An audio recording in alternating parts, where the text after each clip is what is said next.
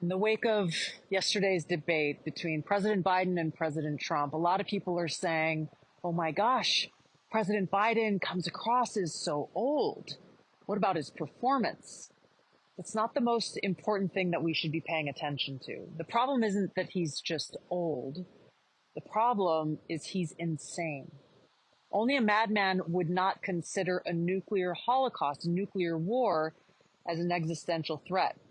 He said, quote, the only existential threat to humanity is climate change, end of quote. The only existential threat to humanity is climate change. Only an insane person would say this. And this exact insane person has the power to launch a nuclear weapon. How could we even consider that it would be safe to reelect this man? Now, remember, again, he's the guy with the nuclear codes, and yet he doesn't consider nuclear war to be an existential threat. I don't know what he thinks it'll be. Is it just going to be a walk in the park? We're talking about the skin burning off of our children, the decimation of all living things. What to speak of the nuclear winter that would follow? This doesn't seem to be a concern to President Biden, which makes me ask, what world is this man living in?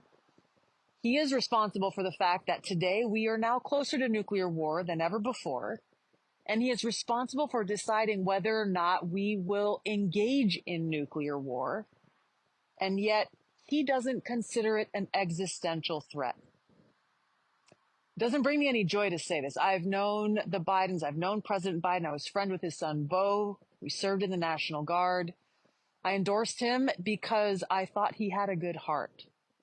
So I'm not saying this because of partisanship or hatred or anything else. I'm saying this because I love the American people and this world that we live in. I cherish peace and freedom.